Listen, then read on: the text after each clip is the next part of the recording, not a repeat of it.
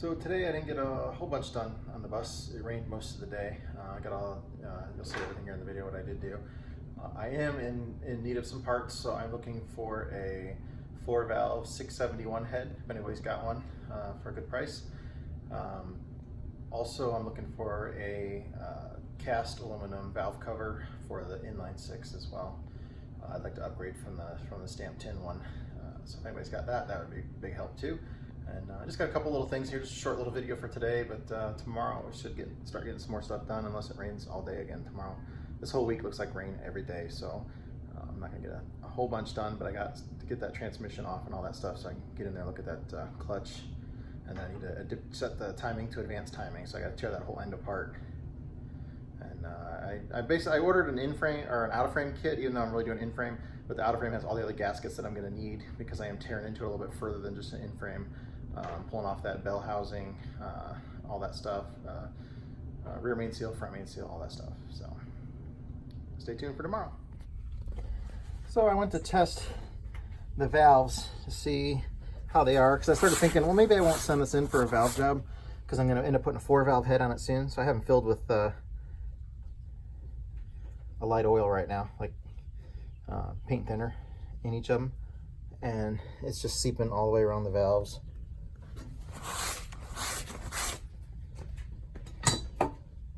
Every single cylinder. I think it's just dripping out.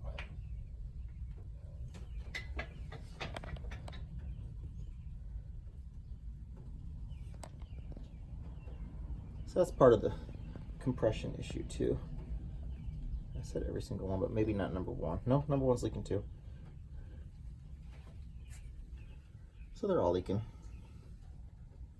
I was trying to save some money because I knew I was going to put a 4-valve head. A 4-valve head I can get for about $1,000.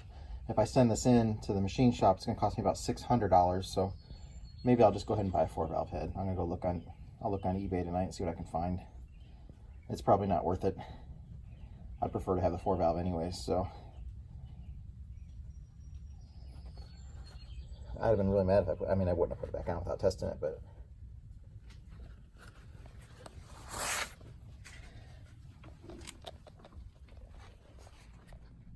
This is what the rod bearing on an inline looks like. So size-wise, you can see how big and robust it is. And that's why the inline series are so much more durable. The amount of bearing surface is so great compared to the V series. This is a V series rod bearing here. And you can just see, it's twice the size. I don't know if it's gonna let me lay it on top here. But surface area, it's more than twice the size.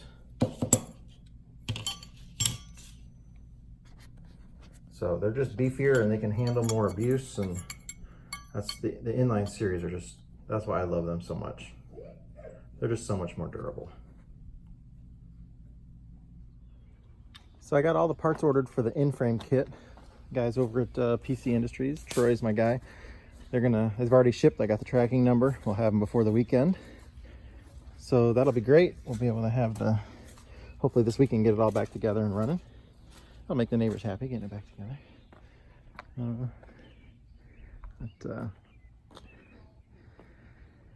Yeah, it's so far so good. I'm just gonna see about changing that head out. I'm gonna go try and track one of those down. There's a place in Michigan that I usually get them from, so we'll see if that's possible. And then if I can get the 4-valve head and just go ahead and do that now and get it on there.